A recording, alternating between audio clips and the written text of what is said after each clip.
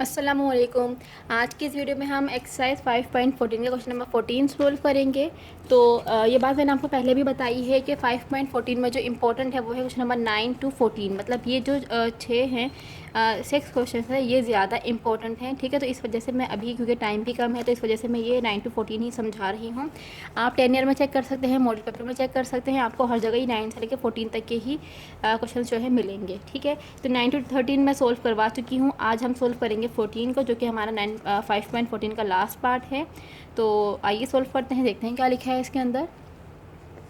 For what values of P and Q, के P और Q की क्या वैल्यू होनी चाहिए, कि ये जो हमें एक्सप्रेशन गिवन है एक्स की power 4 plus 4x Q plus 10x square plus P x plus Q will be a perfect square. कि वो ये बोल रहे हैं ये जो हमें एक्सप्रेशन पी और क्यू की शक्ल में दी हुई है, यहाँ पे पी और क्यू की ऐसी क्या वैल्यू होनी चाहिए कि जो एक्सप्रेशन हमें गिवन है ये एक परफेक्ट स्क्वायर बन जाए।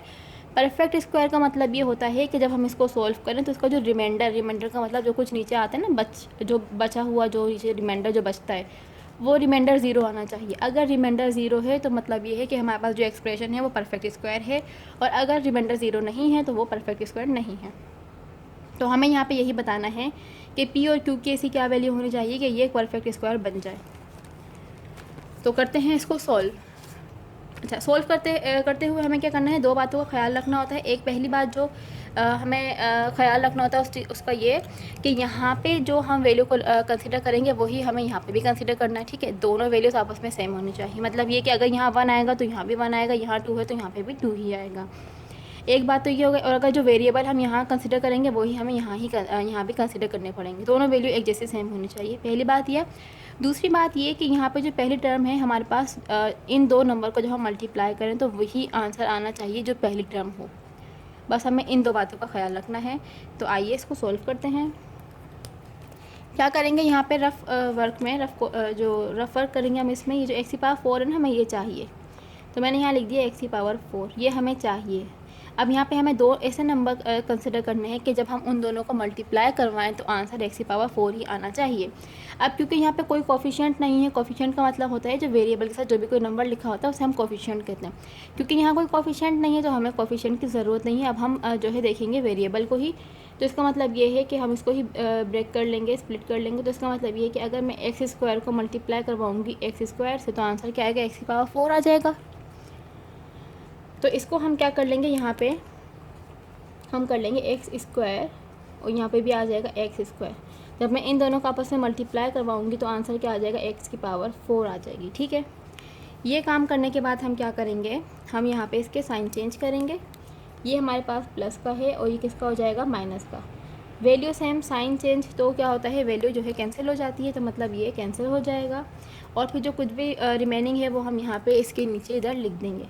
तो क्या है रिमेनिंग, यहाँ पे आ जाएगा 4x cube plus 10x square plus P x plus Q. ये हमने ऐसे ही लिख दी। अब हम क्या करेंगे, यहाँ पे एक्स स्क्वायर है, इसको हम नीचे यहाँ पे कॉपी करेंगे और इसको हम ऐड कर लेंगे। तो ऐड और सब्ट्रैक्ट करते हुए हम क्या करते हैं, जो कोफिशिएंट होता है उसको ही प्लस माइनस करते हैं, उसकी वेरिएबल को हम कुछ नहीं करते। तो यहाँ पे 1 है, यहाँ पे 1 है, तो ये क्या हो जाएगा, ये हो जाएगा 2x स्क्वायर। सही। अब हम क्या करेंगे, अब हमें क्या चाहिए, अब हमें चाहिए 4x क्यूब। ये हमारे पास जो है, जो फर्स्ट फ्लोर है ना, ये पहला वाला, इसमें तो हमने दोनों नंबर को खुद ही कंसीडर किया था। लेकिन सेकंड फ्लोर में हमारे पास ये आसानी होती है कि यहाँ पे पहला नंबर हमारे पास आ जाता है और यहाँ पे हमें ये चाहिए, ठीक है। 2x स्क्वायर हमारे पास है और हमें क्या चाहिए, 4x क्यूब चाहिए। तो इसको भी हम फिर रफ वर्क में काम करेंगे। इसका हमें क्या चाहिए, हम यहाँ लिखेंगे ब्रैकेट में, हमें 4x क्यूब चाहिए। और क्या है हमारे पास है 2x स्क्वायर, ठीक है। अब हमें 2x स्क्वायर को 4x क्यूब बना दो, जो जो कमी होगी वो हम यहाँ नीचे लिखेंगे। 2 हैगा, हमें 4 चाहिए, तो इसका मतलब है कि अगर हम 2 को 2 से मल्टीप्लाई करवाएंगे तो 4 आ जाएगा। अच्छा, दूसरी बात ये कि हमें एक्स स्क्वायर हमारे पास गिवन है और हमें क्यूब चाहिए। तो कितने एक्स की कमी है, 1 की। तो यहाँ पे हम लिख देंगे 1x मतलब 2x। तो अगर हम 2x स्क्वायर को 2x से मल्टीप्लाई करवाएंगे तो आंसर क्या आ जाएगा, 4x क्यूब। अब ये जो 2x आया है ना, इसको हम दोनों जगह पे लिखेंगे।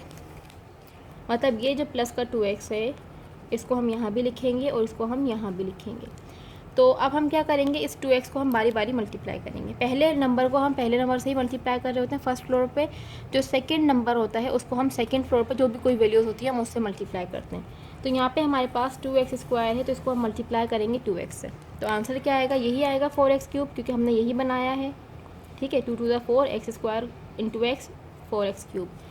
उसके बाद क्या है, plus plus plus, 2 to the कितना होता है 4 होता है, और पावर क्या हो जाएगी x को जब मल्टीप्लाई करेंगे तो ये हो जाएगा x²। ये काम करने के बाद हम क्या करते हैं, यहाँ पे हम वैल्यू को साइन को चेंज करते हैं। ये हमारे पास प्लस का है तो ये हो जाएगा माइनस का, ये भी प्लस का है तो ये हो जाएगा माइनस का। अब आप यहाँ पे देख सकते हैं ये वैल्यू सेम साइन चेंज, तो ये कैंसिल हो जाएगा। अब हम इसको सिंप्लीफाई कर लेंगे।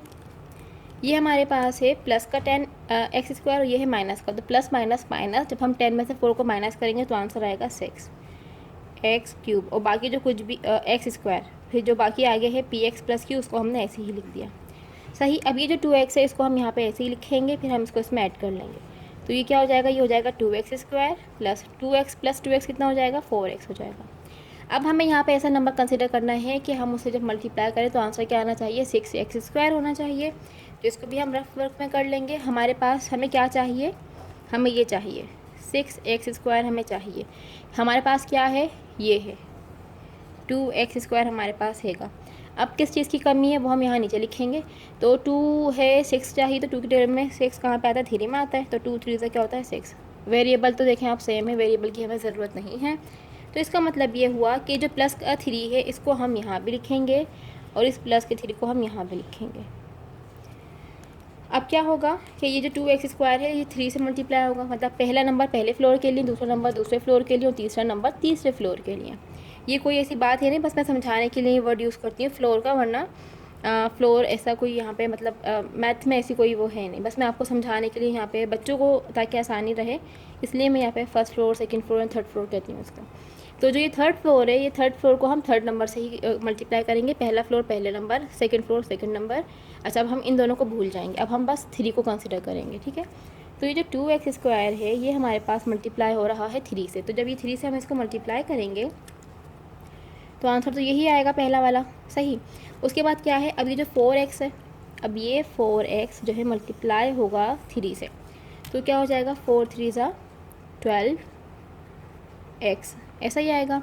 अब किसकी बारी है, अब बारी है 3 की। तो ये जो 3 है ये मल्टीप्लाई होगा दोबारा इस 3 से, तो प्लस प्लस प्लस 3 3 9, यहाँ पे आ जाएगा 9। अब हम क्या करेंगे, यहाँ पे हम साइन चेंज करेंगे।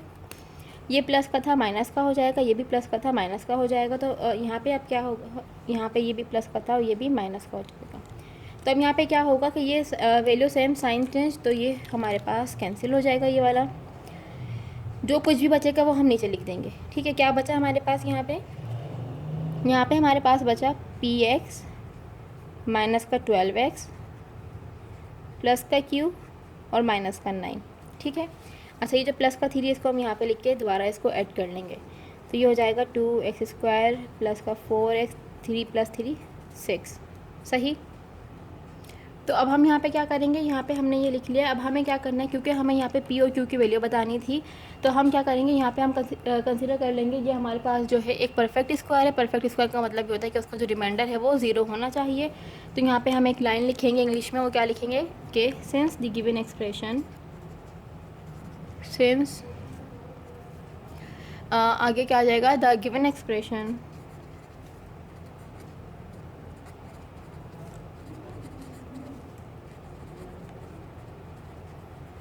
Is a perfect square.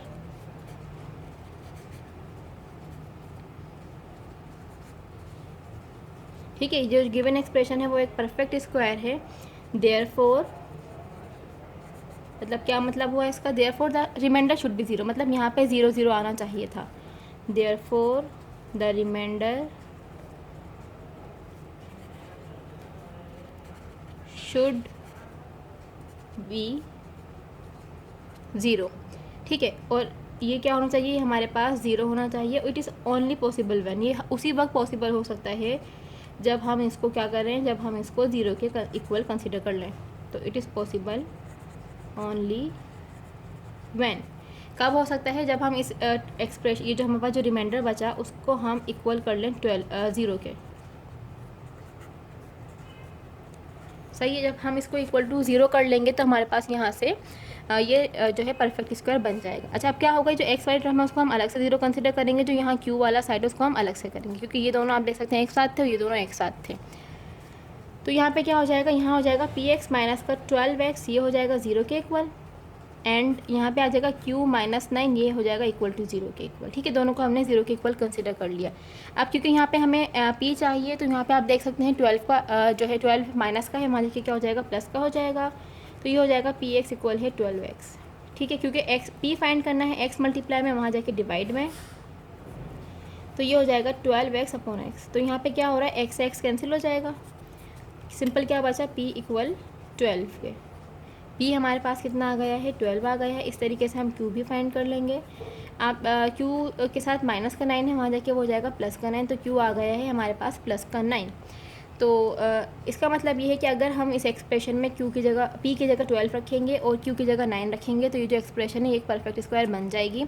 अच्छा, बुक में इसका जो आंसर है 12, p जो है वो 12 ही है, लेकिन जो q है वो 16 है, तो वो गलत आ रहा है बुक में आंसर। और इसको चेक करने का तरीका ये है कि अब कैसे हमें पता है कि आंसर गलत है।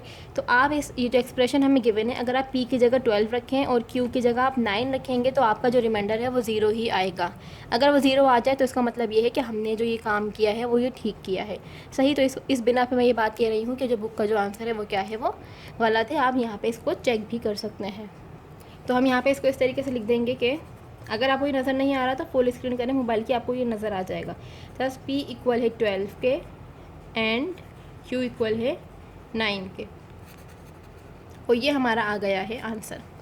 तो ये हमने एक्सरसाइज 5.14 का जो लास्ट हमारा पार्ट था, क्वेश्चन नंबर 14, जो कि इम्पोर्टेंट था, वो भी हमने सॉल्व कर लिया है। अगर आपको इसमें कोई भी कन्फ्यूजन हो या कुछ भी पूछना हो तो आप मुझसे पूछ सकते हैं। अपना ख्याल रखें। अल्लाह हाफ़िज़।